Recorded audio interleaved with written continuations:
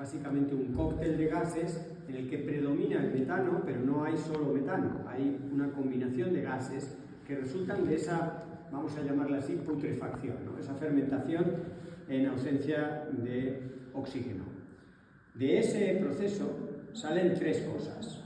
Sale el gas, salen líquidos, que se denominan lixiviados, y sale una materia más o menos como una papilla, más o menos sólida, que se le llama digestato, porque resulta de la digestión, que es otro nombre también que se le da a este proceso, ¿de acuerdo? Bien, pues una planta de biogás, hace 40 o 50 años, era algo pequeño, que se hacía pues, para aprovechar precisamente los residuos que sobraban de una granja o de una actividad agrícola, todos esos residuos orgánicos, sobre todo en Centro Europa había bastante tradición, en países como Alemania, de juntarlos, fermentaban, al fermentar producían calor y esa era la primera utilización, de forma muy sencilla producían un calor que se podía aprovechar pues, para calefacción, etc. Poco a poco se fue viendo de sacar partido de ese gas que resulta de la fermentación, pero ese gas tiene algunos problemas.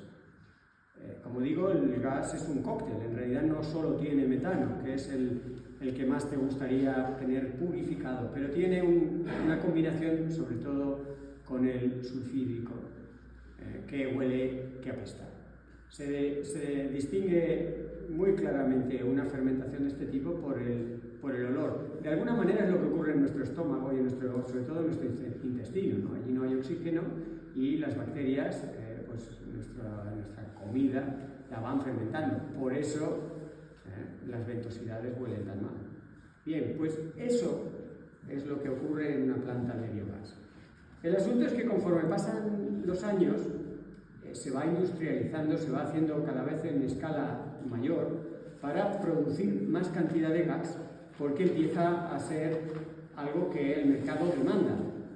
El mercado, como sabéis, pues le encuentra mucha utilidad al gas en aplicaciones industriales, pero no a cualquier gas, necesita que sea un gas lo más puro posible, sin el sulfídrico y sin otras trazas de gases que son tóxicos, que huelen mal, que tienen inconvenientes, hasta que se llegan a depurar y se convierte en un metano, que si es realmente puro, se puede inyectar en la red de gas y por tanto logras uno de los milagros que se están buscando, que es no depender del gas ruso. Todo esto, digamos, toda esta fiebre de las plantas de biogás empezó básicamente impulsado a esta escala industrial por las tensiones geopolíticas y la necesidad de producir tu propio gas. Y dijeron, mira, si nosotros tenemos una forma de generar el gas sin tenerlo que comprar fuera y sobre todo sin depender de países peligrosos, inestables, que son técnicamente enemigos, etc. Claro, la Unión Europea rápidamente ideó un programa de subvenciones. Había que promocionar la producción de gas, ¿de acuerdo? En principio, tenemos que ver una planta de biogás como una buena idea. Pero esa buena idea, cuando pasa por el mercado y aparecen los promotores y las empresas que básicamente lo que quieren es capturar la subvención, todo lo demás le da bastante igual, entonces empiezan los problemas. Lo que era una buena idea, que es a unos residuos que te sobran de alguna manera, que incluso te contaminan, pues le das una segunda vida, luego sigues sacando un gas, un líquido y un sólido que son contaminantes, o sea, lo que haces, pero son unos contaminantes algunos de los cuales les puedes dar una cierta vida. En concreto, si el gas tiene determinadas características, lo puedes utilizar. Vale. Pero para que sea un negocio, no solo te valen las subvenciones. Para que sea un negocio, la planta tiene que ser grande. Porque si es pequeña, te vale más el collar que el perro. Todo el trajín de andar acarreando residuos de aquí para allá, acumulándolos para lo poco que sacas, pues al final no es rentable. ¿Qué es rentable? Mira, la discusión que he tenido, no discusiones, yo no soy de discutir, yo soy de hablar, me hablo hasta con las personas que están en las antípodas ideológicas mías. He hablado con Repsol, que es una de las grandes empresas que están viendo cómo se está cociendo, valga la broma fácil, cómo se está cociendo todo este lío de plantas de biogás que al final van a producir lo que Repsol quiere. Quien dice Repsol dice Enagás o las grandes, energéticas que utilizan combustibles fósiles, en este caso no fósiles, porque los estaríamos produciendo. Con lo cual, para Repsol o para Enagás es una bicoca, porque pueden encima decir que es un gas bio, es un gas generado de nuevo. Como digo, esa es la parte estupenda.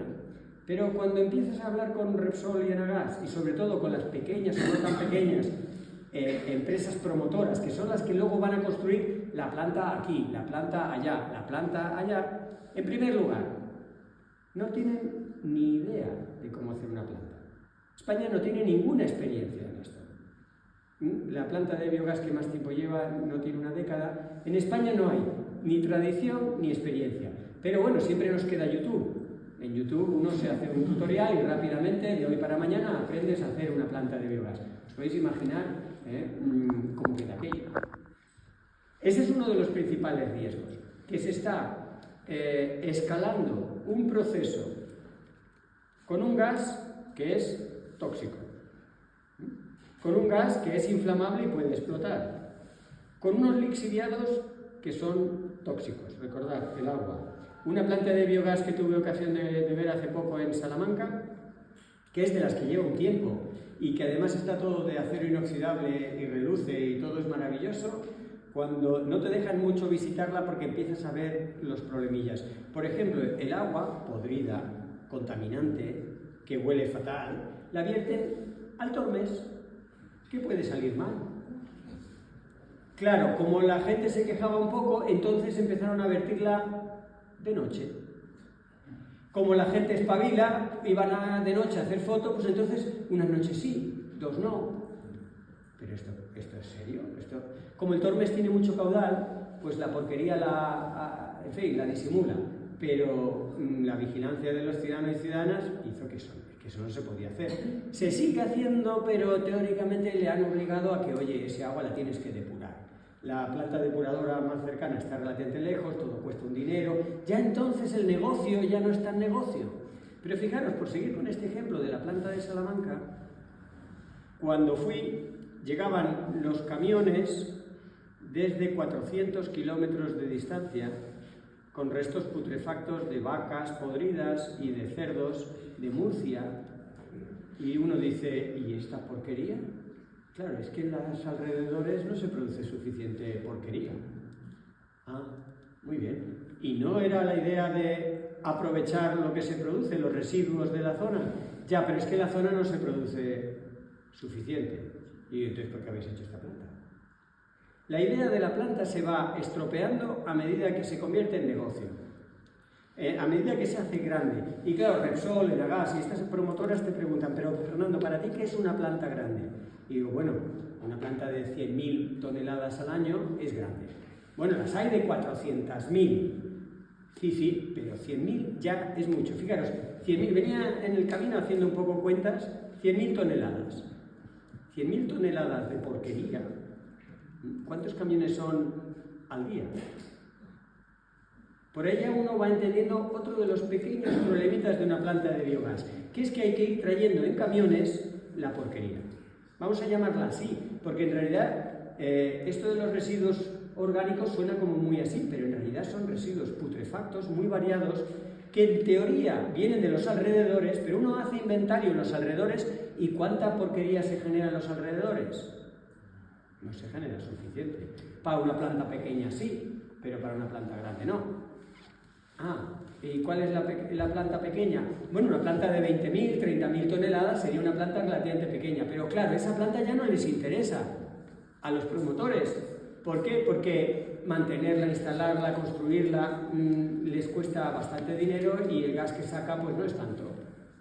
Dices, ya, pero es que eso sería la idea original, la idea de, digamos, una economía verde y sostenible sería los residuos que produces, antes de tirarlos, antes de descartarlos directamente, les damos una segunda vida y sacamos gas. Esa era la idea renovable, sostenible. Si me tengo que empezar a traer residuos de muy lejos porque no los produzco localmente en cantidad suficiente, la sostenibilidad se va al garete. ¿Cuántos son los gases de efecto invernadero que emite un camión que tiene que recorrer 100, 200, 300 kilómetros? No, Fernando, no exageres, si los cogemos en un radio de 30 kilómetros. Aquí viene la segunda o tercera trampa. Aquí se ha propuesto una planta, ¿de acuerdo? Sí, pero a 10 kilómetros se ha propuesto otra. Y a 15 kilómetros otra. Y a 20 kilómetros otra. Y a 30 otra. Y a 40 otra. Y a 100 otra. Nadie sabe cuántas plantas hay en proyecto. Hay la fase previa, preproyecto, hay proyectos totalmente salvajes que no funcionarán. Hablando con Repsol o Enagas, como son dos empresas consolidadas en el sector, ellas dicen, a nosotros nos interesan proyectos solventes, y de los que se están presentando muy pocos son solventes.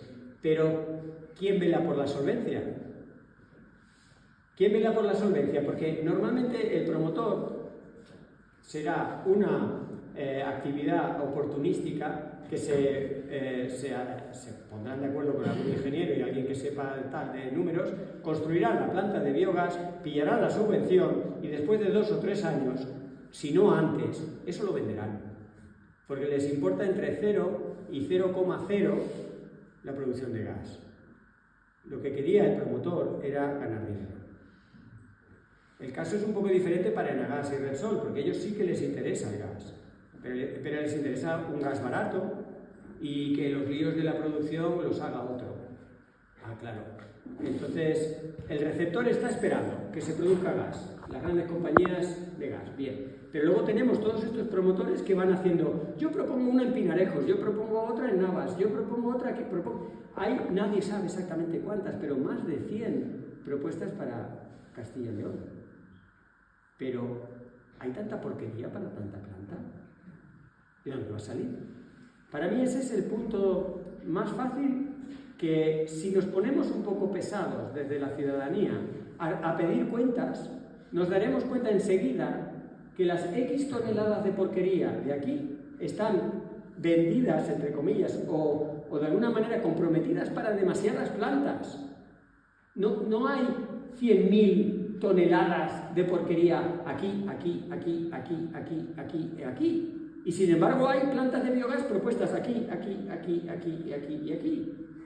Con lo cual es evidente que si se fuerza desde la ciudadanía, porque si no lo forzamos nosotros, no lo va a forzar nadie, a que se coordinen los planes, a que se vean, bueno, en esta comarca, podemos ir por comarca si queréis, lo suyo sería que se hiciera una coordinación nacional y que luego de la coordinación nacional hubieran coordinaciones autonómicas, por regiones, por cuencas hidrográficas. Pero bueno, eso es pensar en un mundo demasiado perfecto, pero por lo menos por comarcas, no sé, por zonas naturales, que en esas se vieran. ¿Aquí cuántas hay planeadas? 20, ¿vale? Y hay 20 por 100.000 toneladas de porquería, que además no vale tampoco cualquier porquería, porque si en el cóctel no están las proporciones adecuadas, tiene que haber un poquito de purín, un poquito de carne podrida, tiene que haber un poquito de agua residual y a ver si hay suerte. No siempre sale, es un poco como hacer pan. Ya sabéis que tú puedes poner a fermentar y a veces no te sube la masa. La fermentación no es, y aquí como digo, no tenemos suficiente experiencia, entonces se hace un poco a ojo. Pero por ejemplo, si metes aguas residuales, ya los residuos sólidos no te van a valer como fertilizante, que es otra de las cosas que dicen. No, los residuos sólidos te valen como fertilizante, ¿no? Como dicen también de los purines. Si has metido aguas residuales ya no valen porque tienen metales pesados, no valen para nada que tenga que ver con el consumo humano. ¿Quién está vigilando en ese cóctel de esta planta, de esta otra planta, de aquella planta, cómo se hace la papilla que se va a fermentar? Nada. A ti te presentan un proyecto escrito en una oficina con aire acondicionado, copiando proyectos de otros sitios. He visto proyectos que no tienen ni la vergüenza de corregir incluso los nombres geográficos. Y como está copiado de otro proyecto, se le cuelan ríos y tal que no están ahí. O sea, es muy descarado el copiar y pegar proyectos porque hay mucha prisa. Si logramos frenar cualquier proyecto de planta de biogás un par de años, una manera muy elegante de decir todo esto es: ¡ay, sí, sí! ¡Qué buena idea! Una planta de vivaz. Pero vamos a estudiarla bien. Vamos a estudiarla bien. La vas estudiando bien, le preguntas más cosas. Vamos a hacer una reunión con los vecinos. Y va pasando el tiempo. Y se van poniendo muy nerviosos. Porque si la planta no está instalada en un par de años, no pillan la subvención. Las prisas, como sabéis, no son buenas consejeras. Pero cuando hay dinero de por medio y oscuridad, todavía las prisas son más traicioneras. Oscuridad, ¿a qué me refiero? Pues que la empresa promotora, que suele ser una empresa de tamaño medio pequeño, que está consorciada a veces con otras, o que cuenta con un poco de apoyo de las grandes, Enagás o Repsol, pues normalmente va rápido a por el alcalde y habla a puerta cerrada con el alcalde y le cuenta la vida y milagros y las maravillas de una planta de biogás. Esto va a traer riqueza al pueblo. ¿Riqueza de qué? ¿Me lo puedes contar? Mano de obra entre 6 y 10 personas. Pero cualquier iniciativa de turismo rural, con la pestilencia que sale de eso, ya empieza a estar en entredicho. La contaminación del agua, ¿eso quién lo corrige? El valor de las viviendas, se devalúan inmediatamente. En un radio de 4 a 8 kilómetros de una planta de biogás, el valor de las viviendas, si alguien está pensando en vender porque se tiene que trasladar a otro lado, esas viviendas bajan rápidamente de precio. Nadie quiere comprar una casa cerca de una planta de biogás. Así que estas reuniones a puerta cerrada entre el alcalde y los promotores, tenemos que exigir que se hagan, como lo estamos haciendo esta tarde, a puerta abierta, pero muy abierta, que corra el aire, porque el tufo de estas negociaciones debería darnos un poco de decoro. Por eso pienso que una planta de biogás es en realidad un ejercicio de democracia, pero se nos ha olvidado de no usar la democracia, ¿no? Le hemos pasado todas las competencias al alcalde o al responsable político, y yo ya hasta dentro de 4 años no tengo que hacer nada. No, pues llega el momento de armarse. Y fijaros, algunas plantas de biogás que se daban por ciertas, esta sale seguro, porque además es muy ecológica. En Madrid, Guadalix de la Sierra, no sé si os suena, pues en Guadalix de la Sierra estaban ya, festejando la planta de biogás. Y en la Semana Santa, en 5 días, se organizó la ciudadanía, y resulta que entre los habitantes de Guadalix de la Sierra había ingenieros, abogados, biólogos, ambientólogos, químicos, físicos, notarios y por supuesto todo tipo de abogados que aportaron rápidamente conocimiento técnico para decir: ¿qué está pasando? ¿De dónde vienen los residuos? ¿Cuál es la cantidad de tal? ¿Cuál va a ser el tráfico de camiones? ¿A qué distancia y en qué ubicación se va a poner? ¿Dónde van las aguas? Aquí hay un embalse importante, el embalse de Guadalix, que es de agua potable. Lo que iba a ser una planta modelo, estupenda y tal, está completamente parado. Y esa la han parado en buena medida porque se pilló muy a tiempo. Sin embargo, otra que me pilla a mí más cerca de casa, porque vivo en Tres Cantos, la de Colmenar Viejo, Tres Cantos, va a ser muy difícil de parar. ¿Por qué? Porque esa ya está en una fase muy avanzada, donde a puerta cerrada se han organizado todas las cuestiones hasta llegar incluso a la declaración de impacto ambiental, que ha salido como tiene que salir. Las declaraciones de impacto ambiental son uno de los fraudes de ley más comunes en nuestro país, porque la idea de una declaración de impacto ambiental es que tú hagas un estudio de impacto independiente, que digas: vamos a ver el impacto ambiental que tiene este proyecto. Puede ser una carretera, puede ser una planta de biogás, puede ser un polígono industrial. Se hace un estudio independiente y te dicen: el impacto es este, las medidas correctoras que habría que aplicar son estas, cuestan este dinero, hay otras alternativas. Ese sería el estudio independiente. Pero es que no es independiente. Ahí viene el fraude de ley. El fraude de ley es una estrategia muy común en la cual tú aplicas una ley para violar otra. Con un gabinete jurídico bien montado, por eso cualquier iniciativa ciudadana tiene que contar con apoyo jurídico, y jueces, y abogados, y notarios. Y hay que entrar a leerse esas cosas que muchos de nosotros no entendemos bien. Normalmente eso hay que pagarlo. Y por eso rápidamente este ejemplo que os pongo de Guadalix de la Sierra aprendiendo de otros ejemplos en el norte de Andalucía o en el sur de la propia Comunidad de Madrid o en el Bierzo, en León, vieron cómo organizarse, cuánto iban a costar los estudios y las propuestas, digamos, con base jurídica para detener aquello, y hicieron una colecta.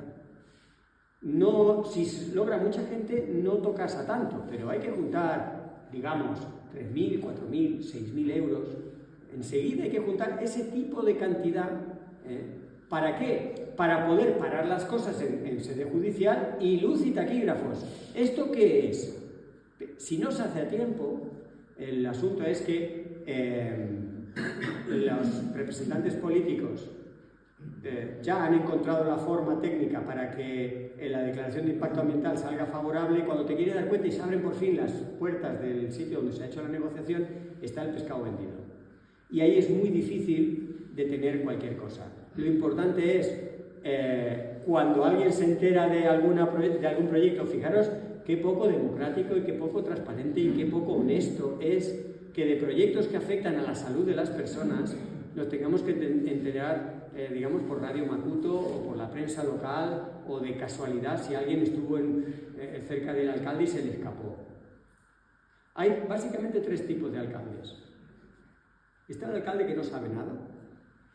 Está el alcalde que prefiere no saber y diría que esto podría estar bien, pero no sabe muy bien. Y luego está el tercer tipo de alcalde, que es el alcalde que sabe suficiente, pero por las razones que sean, no quiero hablar de corrupción, pero por las razones que sean, va a sacar esa planta sea como sea.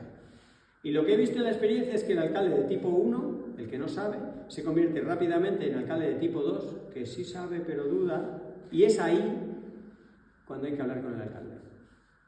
El alcalde no siempre tiene la última palabra, pero tiene una palabra muy importante. Hay cosas que saltan a nivel de la comunidad autónoma, pero ese es el momento, porque en cuanto el alcalde tiene intereses, no solo el alcalde, en el caso de Guadalix era el alcalde y 3 o 4 concejales, que ya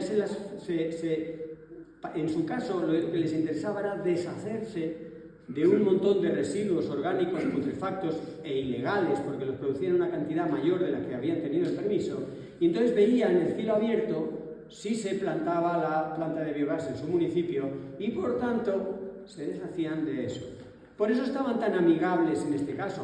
En otros casos, pues no hace falta ser muy conspiranoico ni nada, basta con leer la prensa, lo que ocurre en otros casos de representantes políticos que se muestran muy favorables de un proyecto económico. Así que todo esto para levantar un poco la necesaria suspicacia y exigir transparencia en las negociaciones, exigir información y sentirse enfadado a tiempo, porque a toro pasado el enfado no sirve para mucho. Y tenemos ejemplos y se puede aprender de esos ejemplos. La gente que ha participado en estas cosas en los últimos años está encantada de compartir su experiencia. En Cubas de la Sagra, por ejemplo, en el sur de Madrid, en cuanto supieron de este asunto, se organizaron y es uno de los casos en los cuales se ha detenido. ¿Por qué? Porque la empresa también ha visto que le iba a costar mucho dinero y tiempo, se le iba a escapar la subvención y al final desistieron. En el Bierzo también ocurrió algo parecido. Sin embargo, Luchens, con TX, en Valencia, es un caso triste y dramático que ha salido en la televisión varias veces. Si lo buscáis en YouTube, ellos hace años tenían una planta de biogás pequeña que ya generaba sus problemas de salud, que ya generaba su tufo, estaba como a unos 2 kilómetros del casco urbano y ya generaba problemas. Pero, de pronto, pues decidieron hacerla grande. Y ahí ya era insufrible. Y los testimonios de las personas son, bueno, los tenéis que oír en primera persona. Esa planta súper grande ya, bueno, súper grande para nosotros, para los seres humanos, no súper grande para la economía o para la empresa, porque no pasan de las 100.000 toneladas, si las hay más grandes, ya. Pero ya esa planta generaba en Luchens una calidad de vida horrible. Con el calor que hace en verano, las puertas cerradas. Los niños no pueden salir en los patios a jugar al colegio. Esto lo podéis ver también, por ejemplo, en Navía, que tenéis a la central lechera asturiana, ¿Qué puede salir mal con la de cosas que produce la central lechera asturiana y lo bonitos que son sus imágenes y toda la inversión que destina esta gran empresa productora de leche en que suene todo sostenible y ambientalmente fantástico? Bueno, ir a Navia. La peste la hueles mucho antes de llegar al pueblo, mucho antes. Y luego le preguntas a la gente, pues no estamos viendo las medidas compensatorias por ningún lado, pues decían que se iba a controlar. Esa es la realidad. Y ya cuando la planta está hecha, se da incluso la situación como os decía, que la planta no es rentable económicamente, la empresa se desentiende. Muchas veces la empresa promotora, como digo, no está especializada en estos temas, lo vende a otra y al final tiene que estar el municipio pagando los números rojos de una planta que es deficitaria. O sea, fijaros qué negocio. Bueno, el negocio es para el que se fue, ¿no? Llegó, vino, instaló, cogió la subvención, la arrancó y se fue. Pero la planta de biogás tú te la quedas en tu municipio. Tu vivienda a tomar por saco, tu calidad de vida a tomar por saco.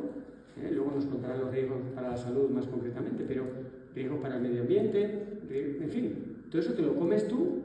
Y es que pasado un tiempo, en muchos casos, va a haber que empezar a poner dinero. Por ejemplo, la calzada. ¿Os imagináis camiones de alto tonelaje, varios camiones al día, trayendo todo eso? ¿Cuánto dura el asfalto?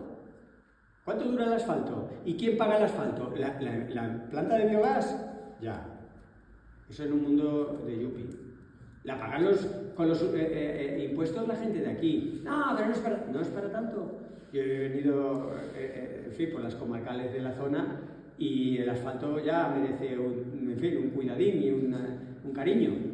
Y ahora ponerle varios camiones de alto tonelaje todos los días. Esta es un poco la situación. Y para resumir, lo que es una buena idea, porque es una buena idea, una planta de biogás es una buena idea, se convierte en un nuevo problema ambiental y sanitario, porque por el medio ocurre el proceso de metamorfosis inducido por el negocio. El afán de lucro, el hacer una planta muy grande, totalmente descoordinada de las otras que van surgiendo en el territorio como si fueran setas, eso al final convierte una buena idea, que es una planta de biogás pequeña, adecuada a las necesidades y a las posibilidades del territorio, en un nuevo problema ambiental y sanitario, incluso económico. La economía local, lejos de enriquecerse, se empobrece. Así que eso es lo que hay en juego. Lo que hay en juego es el presente-futuro a corto plazo. Porque eso dice, no, eso es para nuestros nietos o nuestros... No, es que en pocos años tienes una instalación que te deteriora claramente la calidad del medio ambiente y que en el medio plazo, como no esté bien gestionada, da números rojos. O sea, el negocio es para terceros muy deslocalizados del municipio. Y eso es lo que creo que justifica que nos juntemos, que hablemos, que compartamos las experiencias de otros sitios y que espabilemos. Todo esto da mucha pereza. Yo he tenido que venir aquí, estaba una tarde en la mar de tranquilito y me he venido aquí para contaros estas cosas y para intentar empujar. Y como esto, pues me he ido al Bierzo, me he ido a Salamanca, me he ido a tal. Lo hago porque me hace ilusión pensar que no solo vamos a detener muchas plantas de biogás y que vamos a exigir con lupa que las cosas se hagan bien, sino creo profundamente que es un ejercicio de democracia en unos tiempos en los que la democracia no se está poniendo en juego. Creo que es un ejemplo muy próximo de cómo se pueden hacer, sorteos a la ley, como decía el fraude de ley, cómo se puede dar las decisiones ya tomadas, decisiones que afectan a la ciudadanía, ya tomadas por los que se supone que son los representantes políticos. Pues muchos igual no nos representan, pero no me quiero ya meter con ellos. Simplemente impulsar desde la ciudadanía un ejercicio de luz y taquígrafos, de más transparencia y de enterémonos no por los periódicos y no por la radio o por los pasillos, sino enterémonos por los propios representantes políticos cuáles son los planes, porque ahora es una planta de biogás, pero luego pondrán una macrogranja que dice, no, pero la palabra macrogranja no existe. Bueno, macrogranja es toda aquella granja en la que se produce mucha más carne de la que hace falta para comer. Se produce carne para hacer negocio con la carne. Y estamos en el mismo problema. Las macrogranjas generan purines y problemas tóxicos a gran escala. También se decía de los purines, ¿no?, que sirven de fertilizante. Los purines está prohibido vertirlos en los campos agrícolas. Está terminantemente prohibido porque son tóxicos. La Unión Europea sacó una directiva hace años y se tienen que inyectar en el suelo unas cantidades muy pequeñas y muy medidas. Nadie tiene ni la manera de medir, ni las ganas, ni el tiempo para medir el purín que se introduce en el suelo. Y eso, al final, convierte lo que podría ser un fertilizante en las dosis adecuadas en un contaminante. Y la planta de la macrogranja viene como un añadido a la planta de biogás. Y lo estamos viendo en muchos sitios. Primero viene la planta de biogás. En ocasiones como en la nuestra decían que iban a aprovechar el vertedero. Pero si lo que hay en el vertedero no sirve para la planta de biogás. Primero porque la basura no está clasificada bien. Segundo, porque la mayor parte de lo que se tira a un vertedero no es orgánico y no sirve para la fermentación. Entonces, muchas veces te quieren, como sin darte muchas explicaciones, no, tenemos un vertedero ahí muy terrible, lo vamos a usar para la planta de biogás. Que no sirve.